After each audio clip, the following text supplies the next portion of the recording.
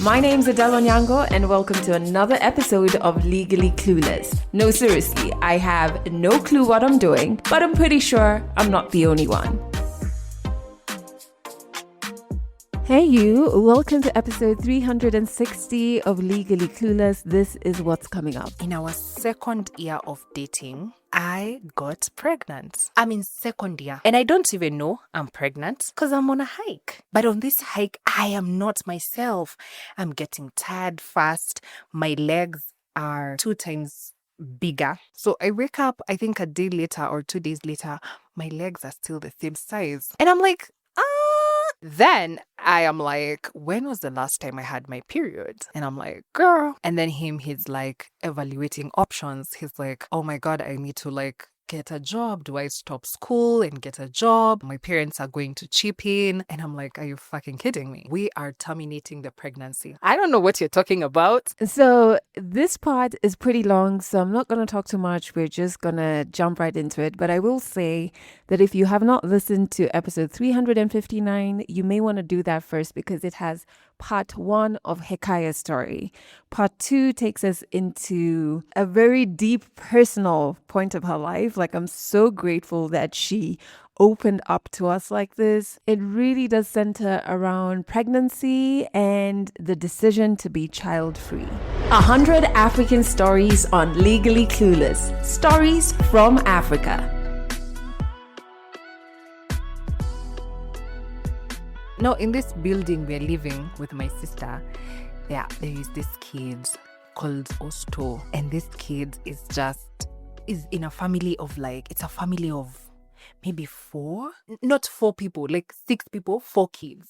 And Osto is like their last born. Osto is like 3 years, maybe 2, 3. He had not gone to school yet. And so in my head, and even I would tell my sister this, I'd just be like, how are these guys, a family of 6, surviving in a 1-bedroom? Because the whole block was 1 bedroom. Juicy, they had hosted Sijui 2 cousins. How is this dynamic happening? You see, the judgmental neighbor. I became that judgmental neighbor. But one thing I remember about Osto is Osto was that child who would just walk into anyone's house and just find you guys doing whatever you're doing. And it used to irritate me. Because you see, I've come from a childhood where it was illegal to go to people's houses like that. And it was, I don't know what was with our parents. I know so many people can relate to this. It was like, you don't go to your neighbors, you don't eat. Like, hiyo ni tabia mbaya. Even when you say, mi niko njaa, it's like, we don't say that. You know, kwenye hakuna chakula kwa nyumba. Hakuna chakula kwa nyumba. So that was Osto. And Osto was a happy kid, was a lovely kid. This was like another experience of me being with a child. For me, in my head now, I knew kids cry and they're fussy because of the experience I had with my nephew. But now this one is like 2, 3 years old and they're happy, they are talkative, they are excited, but they are very intrusive. They're very intrusive, and that used to irritate me as well. So it's now that I look at it, it's like no child would satisfy me. Whether it's the fussy child who just wants to be with a mom, or it's a happy child, I would always find something wrong with the child. And now that I look at it, it was not even supposed to be angry at the child. It's the parents who have not taught the child that is intrusive. Or maybe these are people who have come from a community that is very good at sharing, communal and sharing, and that is how they lead life, right? So Osto was very intrusive because sometimes we would not even sometimes leave the door open because unatoka bafu, guess who you find? Osto. Eventually they moved houses. So that was another experience of having, but also living around Juja, sometimes there was a lot of children and they were just very intrusive. They were playing outside and it's like, oh, these watoto wanapiga kelele. So eventually, anyway, they moved. Also us, we moved into a building that I don't think there were kids. But now this guy was dating, also where he was living, there was a family opposite him that had a noisy crying baby. And the way we would spend so much time just hating on that child, like, oh my God, why are they crying so much, etc. I remember even him saying, oh my God, I thought children were a blessing, but if this is it, it's too much. Like the realization, when people talk about having children, it's a blessing, it's a bundle of joy, but nowadays the conversation has shifted, but no one really talks about the in-betweens of being a parent, of sleepless nights, of the child is fussy, of the child is, like we did not sleep because they caught a flu and we had to rush them to hospital. So I think we were seeing in real time with this family what the in-betweens look like. Yes, there are happy seasons, but also there are very tough seasons, because if the child is crying the whole time, it's not as joyous. I think when in our second year of dating, I got pregnant. I remember I had gone for a hike. I'm in second year. I'm entering second year. Because now there was lecturer strike. There was just Kenya things. Kenya things were Kenyaing. So there was a lecturer strike. We delayed. It was like we delayed for 2 months. I think the strike went for 2 months. So that delays you. Everything is pushed. So now I'm just entering second year. Yes, I'm just entering second year and I get pregnant. And I don't even know I'm pregnant because I'm on a hike. But on this hike, I am not myself. I'm getting tired fast. My legs are 2 times bigger than the usual size. And I'm like, that does not happen to me. But I'm like, oh, we are in Taita. It's climate. Oh my God. It's all these things. It could not be anything else. It's the climate. It must be the climate. So it was a 5-day hike. I used to go to very intensive hikes in campus. It was a 5-day hike of hiking and camping.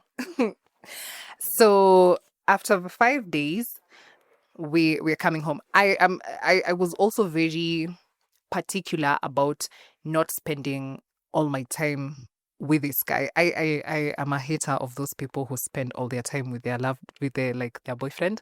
So I was very keen not to have like my own hobbies without him being very involved. So we were not on the hike together. So I come back home from the hike, and I remember my sister was not there. So I get home, the clothes are dirty, they are sweaty, they are stinking. I get somebody to clean them. And this was very unusual because I used to clean them, but it was like, I'm so tired.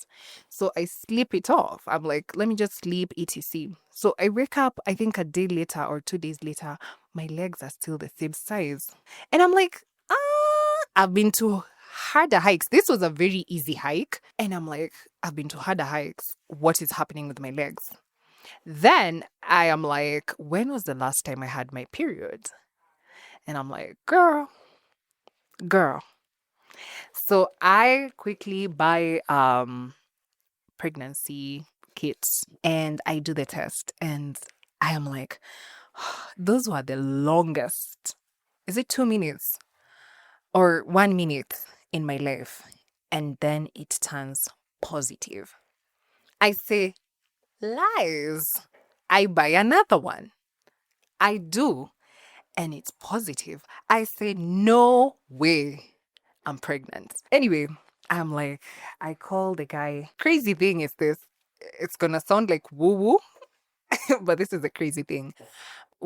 Before going to the hike, I had a vivid dream of me being pregnant, but miscarriaging at 2 months. And my mom was there. And I called, and it was 4 a.m. I called the guy was dating. And I told him, oh my fucking God, I had a dream. And I told him the dream, and he was like, you're overthinking it. Because I always, in the relationship, I always used to have like anxiety of like, oh my God, are we even being serious? Of being pregnant. And he was like, oh my God, you're overthinking again. And he was like, yeah, it's no problem. You're not pregnant, etc. So I'm like, yeah, I somehow I'm not pregnant, as if he's the doctor. I somehow I'm not pregnant, so I proceed with my hike. But I had a very vivid dream. I remember it. It wasn't even a dream, it's like a knowing. Anyway, so anyway, now here I am, two pregnancy tests positive, and I'm like, wow. So I call him and I tell him, can we need to meet up ASAP? And we meet up and I tell him, I am pregnant. And he's like, no way you're pregnant. So we do a third test with him now. And it's positive. And he's like, what the fuck? You are actually indeed pregnant. So we sit with it and we're looking at each other and we're like, yeah, it's sinking in. Yeah, this is a pregnancy. I think a day goes by to just let it sink in. And then we're like, what are the next steps? And then he's like evaluating options. He's like, oh my God, I need to like get a job. Do I stop school and get a job? My parents are going to chip in, blah, blah, blah. And I'm like, are you fucking kidding me? We are terminating the pregnancy. I don't know what you're talking about. For me, in my head, it was very straightforward. What is he saying? We are terminating the pregnancy. And he was a bit hesitant. He was like, are you sure? Blah, blah, blah, blah. I was like, I am very sure we are going to terminate this pregnancy. So anyway, he says, you know what? Because I started spotting TMI. I started spotting. So it was like, why are you spotting? You're pregnant. What's going on? So he suggested, let's go to a doctor and now, like, say you're spotting and blah, blah, blah. So we get a pregnancy test at the hospital. And then I tell the doctor I am spotting. Now, very unfortunate, this doctor, I don't know it was a really good hospital. I don't want to, but it was a very renowned hospital in the, in the country. And this doctor was like, I don't know if it's because I feel like maybe it's because we were young and whatever. And the doctor was like, why are you spotting? Have you tried anything to terminate the pregnancy on your own? And he was very abrasive, I would say. And I remember being like, no, like, what the hell? This is a private hospital. We are paying for all these things. It's so overpriced. Why are you being so abrasive? So I tell the guy I'm dating, I don't think I like that hospital. I don't like that doctor. Let's just go home and think about it. So we go home, and as we were walking, now we're going to his place. As we're walking to his place, again, we are still thinking about termination, not termination. I mean, he's raising his case. He's saying, you know what, if my dad today knows you're pregnant, he's going to take care of everything, etc. And now we're different. Like, first of all, there is a cultural, tribal difference. And I'm like, in our culture, the baby belongs to the woman. In their culture, the baby belongs to the man. And for the baby to belong to a man in our culture, the man has to come and present himself and do the whole introduction thing, And I was like, this is going to drag out. Like, these things were coming into my head. Like, what is this man even saying? Like, do you know, like, I have to go home, tell them I'm pregnant, introduce the man. The father it was a lot. I was like, this is going to be a lot of chaos between the families. Because, first of all, with the naming of the child from my culture, if you have not come to report that you have their daughter, then they name the child from my side of the family. From his culture, children are named from the side of the dad. So I was like, it's not giving. It's not giving. So we get home, and eventually, reluctantly, he said, you know what? You're the one who is carrying the pregnancy. I go with your decision. And I know your plans. Like, we used to talk a lot about the plans we have after uni, etc. And he was like, I know the plans you have after uni. I think a child will slow you down. So if you say we are going to terminate it, it's okay. And I said, yes. Yes. Actually, yes. We are going to terminate it. So quick. So that was on a Friday. I remember that was on a Friday. So Saturday, Sunday, we said we chill. Kichwa imekuwa moto, we chill. So in those 2 days, he called one of his friends who he knew knows about like where to go, because I had no idea what to do, where to do it. So he calls one of his friends, and the friend is like, can we meet on Monday here and here? So this guy calls whoever he needs to call, and they say, can we meet on Monday at 9:30 a.m.? Come with her. I'm gonna help you guys. Cool. I said, cool. Let me tell you, I have never waited for a Monday. I don't even think I slept that weekend.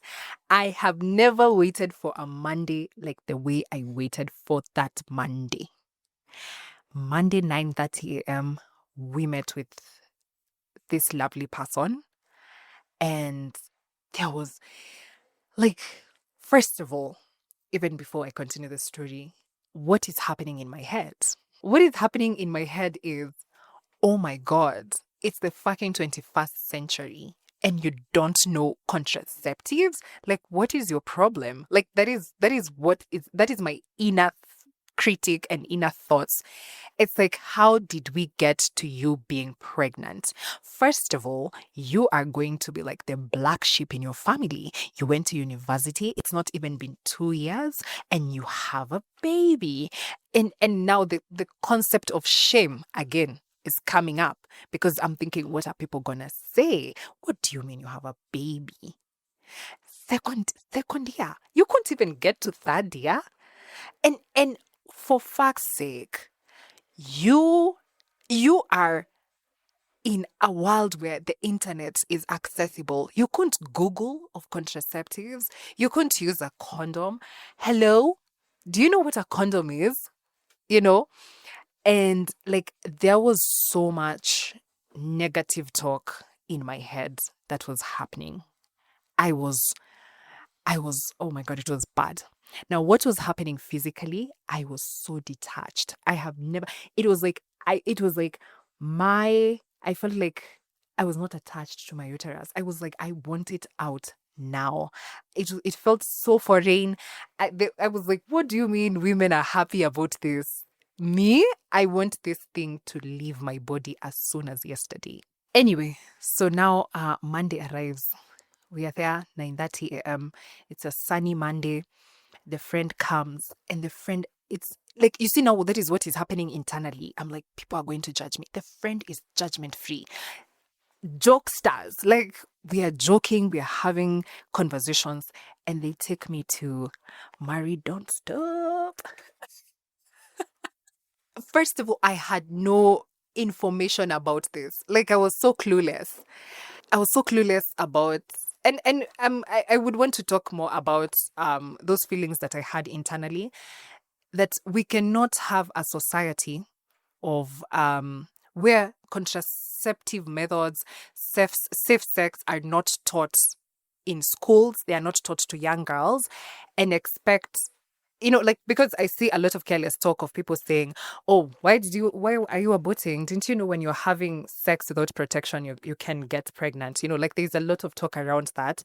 And people do not understand, you cannot not talk about these things openly, because rarely are you taught about these things openly. You're just figuring things out, and then expect proper decisions to be made. There has to be an informed decision. And to have an informed decision, there has to be information, which is not given, which is not talked about in churches. These are things teenagers should be taught in churches, in camping, those camps that teenagers go after CG Form 4, after Class 8. These are things they should be taught, and not taught from a point of fear. They should be taught from a point of getting informed so that you can make better choices for yourself. Anyway, that is beside the point. Now we are married, don't stop. So we are there, the three of us, and we are just sat. And the crazy thing is, you see now the experience I had with the doctor. And we thought, going to this hospital, because it's a really big private hospital, we thought that we're going to get top-notch treatment. Oh, Wahala. Like, I feel like those doctors should be taught about unconscious bias because people come to work with their own biases in their heads, and that is projected to their patients. So anyway, now here we are in this clinic, and the messaging on the wall, it's so refreshing. I feel like this is a new world I've entered. It's like this should be a choice. We encourage you to come. Like, pregnancy should be a choice. It should not stop you from this. Like, the messaging is so positive. So I'm looking around the walls, the what's it called? Leaflets. It's just so positive. So then I look around at the people who are there because we were like 4, 5, and there is like this older woman, and I'm like, this one looks like she's even a mother. Why would she want to abort? And then again, now it talks back to reasons people who terminate pregnancies, even married people. Actually, I think the number is higher when it comes to people who terminate pregnancies. Married people do because resources are not enough. Now it's my turn to I get into the doctor's office. She is the most loveliest person ever.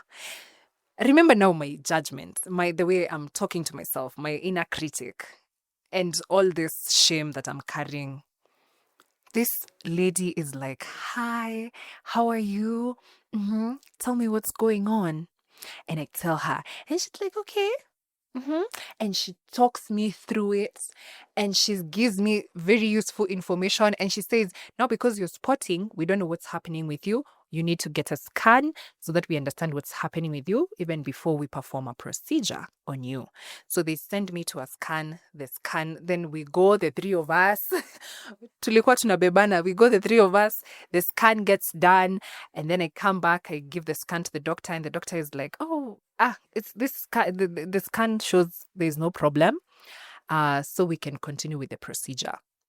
And she sits me down and she says, "So do you want us to do the procedure or do you want to take medication?" And I was like, "Girl, let me take the medication because the pain of the procedure, I don't want that." And she was like, "Cool."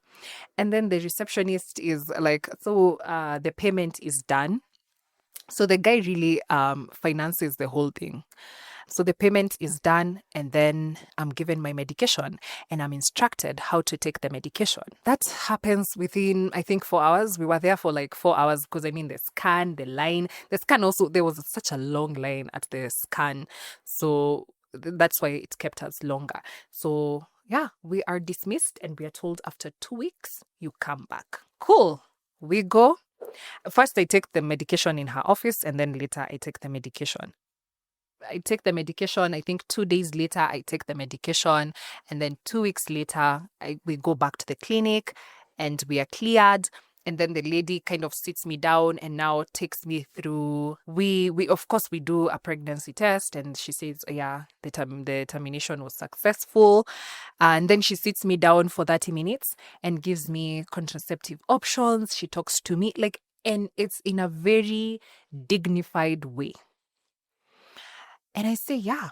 And we choose a contraceptive method. And then that is the end of the ordeal. Let me tell you, I just felt so relieved. There was such relief after the procedure. So after the procedure, we go home. Now, this is something in hindsight.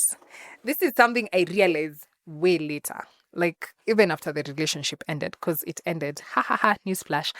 Um, I realized the guy was absolutely supportive in the best way that he could. He was absolutely supportive. But what I didn't realize is, as much as I was going through it, he was going through it on an emotional level, considering he wanted to keep the pregnancy or the baby. So for me, I had already been like, I'm not keeping this. Like, I was so sure on that. And so for me, I think a lot of what was happening was, yes, it was emotional as well for me, but also physical because it's happening to me. So for me, at that time, I could not understand why he was having a hard time, yet it's happening to me, right? I was not seeing the emotional aspect. But yeah, we continued dating for a little bit, but I think it's took a very big it created a very big crack in our relationship. And we did not date for long after that. I think we went on for another like 4 5 months, and then things got really toxic and we kind of had to break up. So obviously, when the procedure is happening, and I'm talking procedure is like taking the medication, because I went with the medication suggestion. I am not going home because how am I explaining all this bleeding and all this thing? So I'm not going home. So and my sister at this point, she's used to me not, I'm partying and whatever. She's already used to me not going home. So at this point, I tell nobody. The only person I tell is my boyfriend, and now the friend of my boyfriend, because they were helping us. Nobody. I tell nobody. I have never told anybody. I think the only other time I've talked about this story is in writing. So there is this community that is called We Are Childfree. It's a global community. The pioneers of this community are from the UK, and they encourage people to send in their child-free stories. So last year, December, I think I was just trying to navigate because of doing a lot of internal work. I was trying to look at the areas where shame, because I think shame is something that I've carried from my family. I was looking at where shame comes into my life. And I think that is a story. This is a story that shame really shows up in my life. So last year I wrote to them, and they published my story. So that is the first time I've talked about it to somebody else other than my then boyfriend. So this is the second time I'm talking about it. I had a close friend and we continued to be very close, but I never mentioned it to her. Never. Because I was like, it's going to be interpreted in the wrong way. I felt like I didn't feel safe. I didn't feel like I had a safe haven for me to talk about the experience I've gone through. And especially being a woman and being the one who was steering the conversation of termination, I felt even more shame because as a woman, I should want to keep this child, because most of the stories I'd had, it's the guys who bring up the story of just go get terminated. And on top of getting pregnant, I was now feeling shame that I was the one who has initiated the idea of termination. So now the procedure has ended. The relationship drags itself. To be very honest, before it comes to a complete end, it drags itself. I think we get into fights for nothing. Then we get separated by that attachment period. Like now, this is the following year, we are finished second year. The whole of second year, we are in and out, in and out. It's so crazy that I did not even process the procedure, because you see, now the procedure begins on Monday. On Tuesday, I was in class. I was sat in class, listening to a lecture, and it was business as usual. The guy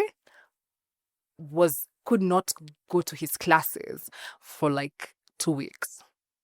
And he got lost in a lot of drug abuse for those 2 weeks.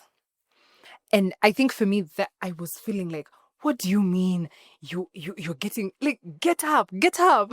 Like I think for me, I took the direction of numbing my feelings and moving on. Like, next, next, next, it's done, next. I didn't have time to process. It was like, we are in a crisis. The crisis needs to be solved and we need to move on. So the relationship dragged itself for the whole of second year. This was happening in between second year. Classes were still happening, going on. So then we finished second year, and then now we have to go for attachment. We get separated, and I think I break up with him.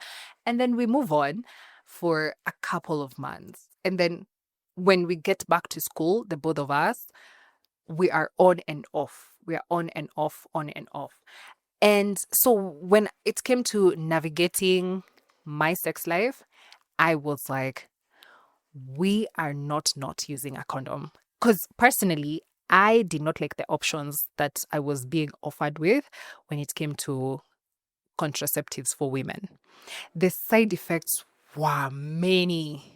There were so many, like there's weight gain, there's headaches, there's bleeding endlessly, and there was none that sat with me comfortably. So I was like, I think the guy takes on that responsibility. Um and yeah, so my sex life became very non-existent, to be very honest. Um because there was now I didn't know then, but now there was that fear. There was a constant fear, like, oh my God, there was an anxiety, an increased anxiety of what sex can get us to, you know.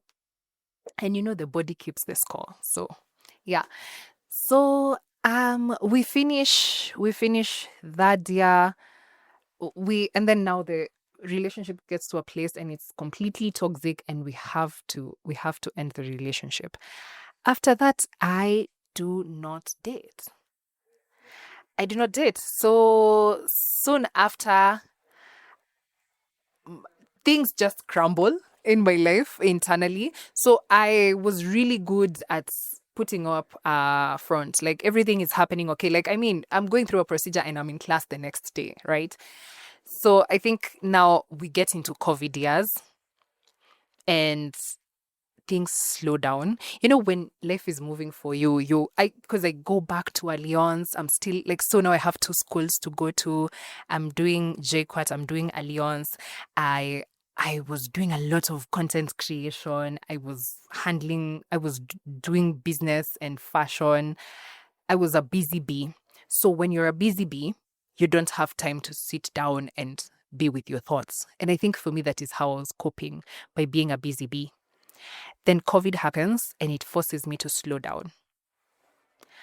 And now slowing down, I just get like, I cannot hold it anymore. It was the most depressive year of my life. My friendship with my best friend had was going through a rocky patch. And now this relationship now has we have broken up, and it was very toxic. And now I had to sit with myself for months in the house because, again, COVID. And yeah, that is where, like, now I started my healing journey. Like, that was the beginning. But before we get there, I remember now, after the procedure, like 1 month later, after the procedure, I remember telling this guy I was dating, like now the boyfriend, I remember telling him, you know what? I think I never want to be a mother. For me, what it felt like a confirmation of this feeling I was feeling inside of me for the longest time, that children are not for me. So me terminating, and the way I moved through this termination, like pa pa pa pa pa, I told him, this feels like I never want to be a mom. And he looked at me and he said, no, it's, you will be. Like, when you grow older, you're too young to make that decision right now. Like, when you grow older, you will be a mom.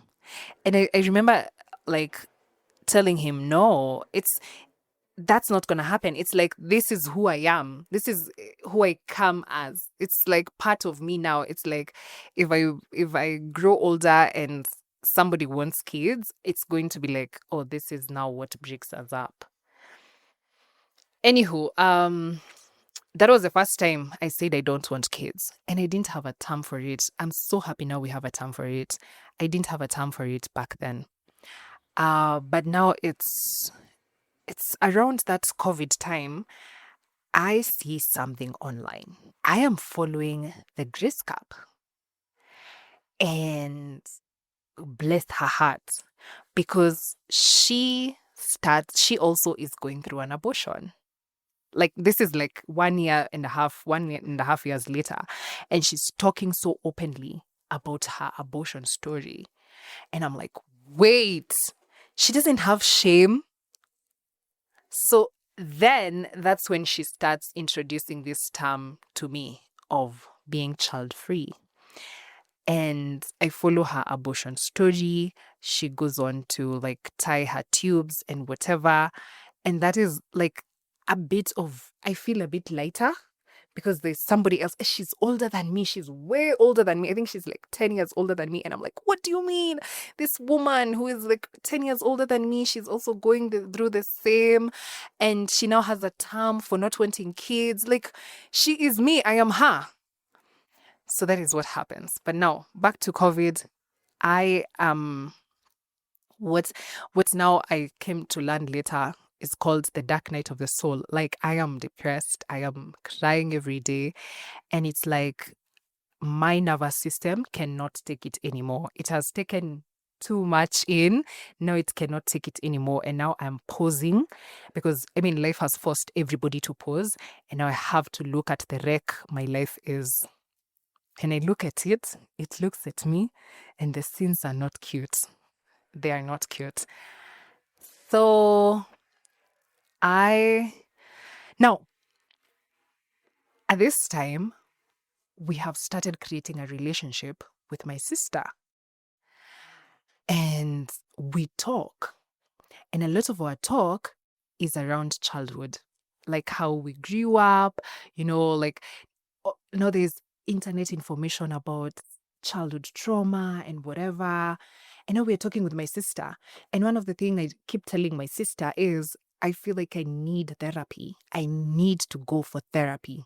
Things are not okay. I need help. And so my sister tells me, okay, you get, and I was like, I don't want my parents to fund the therapy because they're going to have so many questions. Like, what do you mean? Just pray to God, So my sister is now in school. She's furthering her studies. So we're just two students who do not have enough money. So my sister introduces me to this. So I've told her this for months, like for 6 months. I've told her like I need therapy. But we also engage into a lot of conversation, like how did this shape us? How growing up here, this one time this happened. Who is the what? Who is the black sheep of the family? Who is the golden child? Like we had all these conversations. Now our relationship is reshaping itself. But I don't get to tell her about my personal life, like my relationship and my termination of pregnancy. But this particular day she tells me, by the way, you keep on saying you want to go to therapy. You will go to therapy, yes. But so you just start with this video I saw. She sends me a video by the holistic psychologist. And when I tell you that woman has literally changed my entire life, because I watched, like I sat down for and her videos, most of her videos are like 13 minutes, 6 minutes.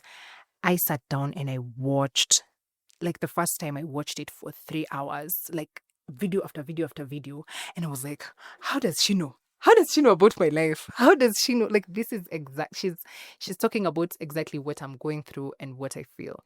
And that was the beginning of doing the inner work. And it was followed by 2 years of me becoming obsessed with psychology, reading every book that I could read about why. No, it was me healing. Because why was I in this relationship? Like, it was a lot of questions. Why was I in this relationship? What did this mean? Why is this happening to me? Like, so much. It went on for like 2 years. I had become that person who's like, how are you? Are you happy with your life? What's going on with your life? Like, I turned into this I was so obsessed with psychology. But it was the best 2 years of my life because without them, there would be no me. I then eventually, I even ended up doing a celibacy journey for those 2 years. Yeah. how we have gotten to today is my years of doing the inner work were very layered. I was not only doing inner work for healing my childhood traumas and understanding myself, I was also doing inner work of unlearning and unshackling myself from the Christian conversations, the Christian conditioning that had happened during my formative years. It was a lot of also learning my body, um, because I realized I didn't know anything about my body. I didn't know, like, I was not connecting to my body. I was a different person to my body. It's like my body is there and I'm here. So it was very layered work, emotionally, mentally, sexually. Um, I did it all for those 2 years. Then the person today is a happy girl who is very child free. Unfortunately, I think because I was really deep into the work and I surrounded myself with communities. I searched for communities online. I would go online and just be like, I want to learn more about my body. What Instagram should I like follow, etc. Um, Unfortunately, like when I talk about being child free now, I realize not many people take it in. I remember like an encounter I had like very recent being 2023.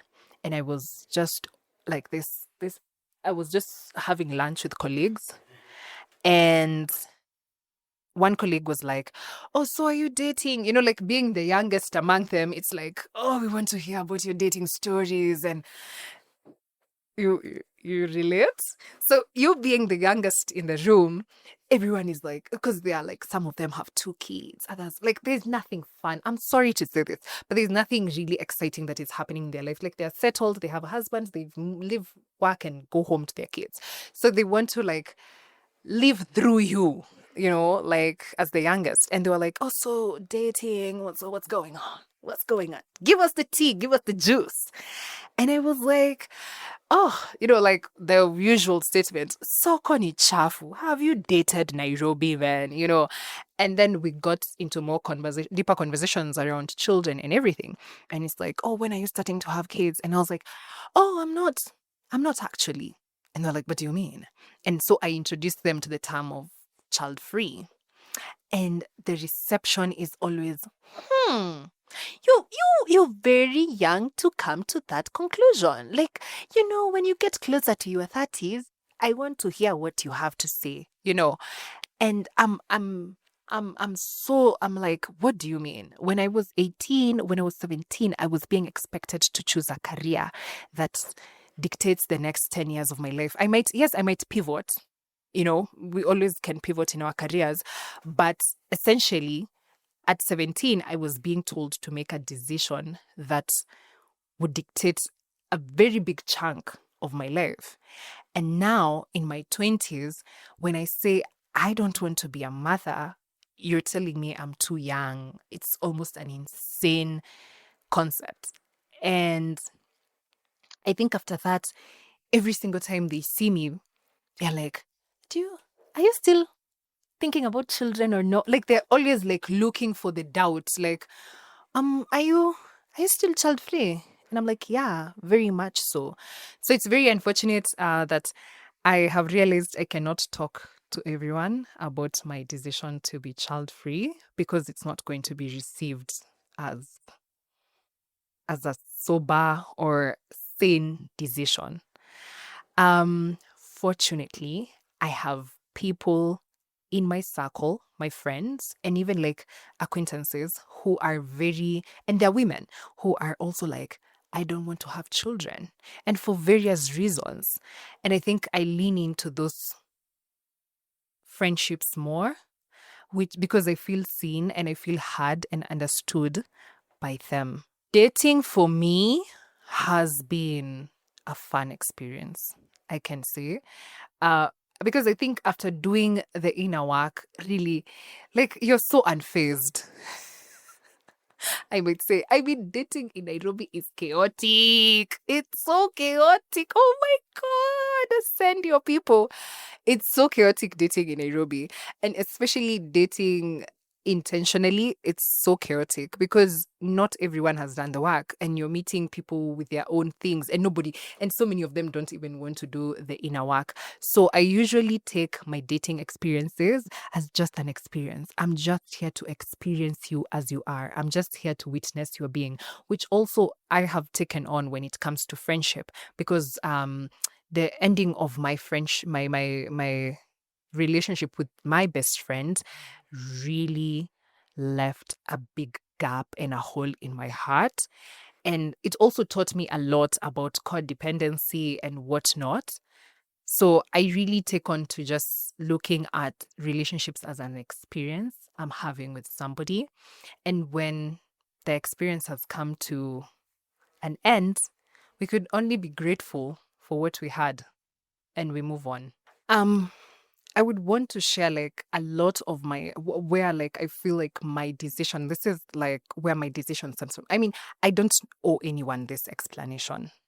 Just to be clear, growing up, I saw like, of course, there are going to be women in your community who do not have children, and maybe they were barren or like, unfortunately, they're childless. There's a difference between childfree and childless, and maybe like they don't have a husband. And it was a very hush topic. It's like, we she sob that don't have children. We oh, pity party. And I used to be like, why? Like she's not like limping or anything. She's not lost a function of their body. Why are we patting her? But when I look back, I feel like my decision stems from as well watching a lot of women's identity get erased the moment they have children. They stop existing. Hekaya stops being Hekaya and she becomes Mama Nani. And how women self-sacrifice because of children. Again, I come from Murima, and sometimes the men there misbehave. And you have seen the jokes on the internet of my people and the women there and domestic violence. But having grown up there and seeing how so many households, the women have to take on the leadership role because their men have gone, like the men's life would not change just because children came in. If he was going to the barber shop for the whole afternoon, he's going to go to the barber shop as usual. The woman who would have traveled and gotten places with their career, they didn't have that opportunity because they took on the role of being a mother. And now their identity has been erased. It does not exist. The Caroline who loved to go to teach kids about new things does not exist. Now there's this Mama Nani who is cooking all the time, tending to in-laws, tending to family and everything. And now they have an added responsibility if they have gotten married to a man who is irresponsible of also fending for the family. So a bit of it, I'm like, I don't want my identity to be erased. And this is even shown with how I treat my siblings who have children. I refuse to call them mama, whoever. I never call them that. I want to hold on to calling them their name because, in as much as they sometimes get lost in the mothering, I want to be the person who reminds them before you were a mother, there was you who loved to tell these certain jokes, who loved to travel, who loved to go out, who loved to do this. And I think this is controversial. But I think the most selfless decision you can make is to choose not to bring children into this world. Because a lot of the times I hear the reasons of, oh, I want to continue my legacy. I want to. The decision of having children is so attached to who you are. It's never attached to, I want to nurture life. I think that is the only solid reason as to why you want to bring a child into this life, because you want to nurture life. And when people ask me, oh, what if you get to 40 and you're this sad lady who has 3 cats? And I'm like, me sad in my big house with my 3 cats, with my best friends and my nieces and nephews? Come on now. Come on, and I feel like I want not like motherhood is hard, and it's collective. It should be. Unfortunately, because of capitalism and the world we live in, we've become a society that loves to stay by itself. You see, like when we were younger, your neighbor could be like, hey, wait, don't do that. Like they could discipline you, they could talk to your mom. And, nowadays we are so individualistic. It's me, my two kids, and my husband. And so women become so overwhelmed by this because their body is changing, their hormones are changing, everything is changing, and they do not have an immediate community that shows up for them. And I feel like not everybody is meant to be a mom. Some of us are meant to be part of the community that helps the women who have chosen the journey of motherhood. And I will very much be happy to participate in the guiding here and there. I want to be like the rich auntie, please. I want to give rich auntie vibes where my nieces and nephews can come. I wish I had that. I wish I had an auntie like me who would go and tell, like, oh, cheeky man, I am pregnant. And they do not panic and start saying, it is bad to terminate. I wish I had that. So I want to really be a safe space for the kids that get to interact with me. And they can feel like they can call me like, oh, Niko Klabu, and we don't even know how to get out of here. And I'm like, okay, how do I get you out of there? Some things you don't want to tell your mom. You don't want to tell some things to your dad or your siblings.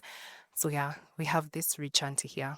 And to add onto that, or whatever I've said, I would want to say just because I'm child free does not mean I'm anti-children. Just this month, one of my other siblings, who the tough one, the disciplinarian, just welcomed a beautiful baby boy, and I was so happy for her. Just because I've chosen this path for myself does not mean I will not be happy and show up for other people who have chosen a different path for themselves. I am happy to engage. I'm always the first person to ask what the kids, I know the kids' birthdays, what do they want for a present? What are we doing for Christmas? How are you involving the kids? Just because I'm child free does not mean I'm anti-children. I am happy when people make a conscious decision that they want children and they want to nurture them and they want to give them a better life and a bigger life, and most importantly, a happier life. And a happier life starts with a happy mother and a happy father who wants to actually bring life, to nurture life, and to guide and to show up for these children. Catch more African stories in the next episode of Legally Clueless. This is such a powerful story, especially for me on a personal level, because I'm child free. It has been a journey to get to this point. If you're an OG member, you've probably heard me wrestle with this concept, right? I had always said I only wanted one child, like when I was younger in high school. And I really think it was because I didn't think there was a reality where a woman could say she wants no children. Because all the women I saw around me who didn't have kids, that was seen as a problem. Like there was something wrong with them because they didn't have kids.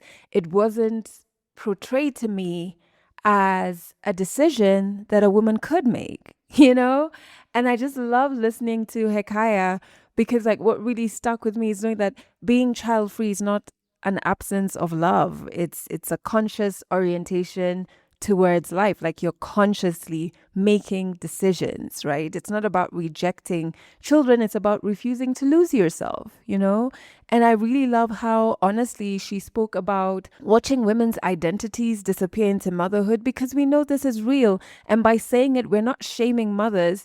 I actually think we're shaming society because that pressure lands on mothers so hard that their identities suffer and in some cases disappear, right? She spoke so honestly about seeing how unevenly care is distributed and just like recognizing this very early that she didn't want her body, her dreams, or her sense of self to be erased. These are things a woman should be able to say yeah, I don't want that. You know what I mean? And I've got to the point where I don't even explain why I don't want children. I'm just like, yeah. I'm not a group project, right? So even if somebody asks, I'm just like, yeah, I don't want. I don't want. This is such a wonderful story. I want to know what you connected with. Please drop me a comment wherever you're listening to this on. I love hearing from you. Thank you so much for listening to this episode to the very, very end. And remember that you have every single thing it takes to heal. That's it for this episode of Legally Clueless. You can share this podcast with your friends. You can keep it for yourself. I'm not judging. Just make sure you're here next week for the next episode.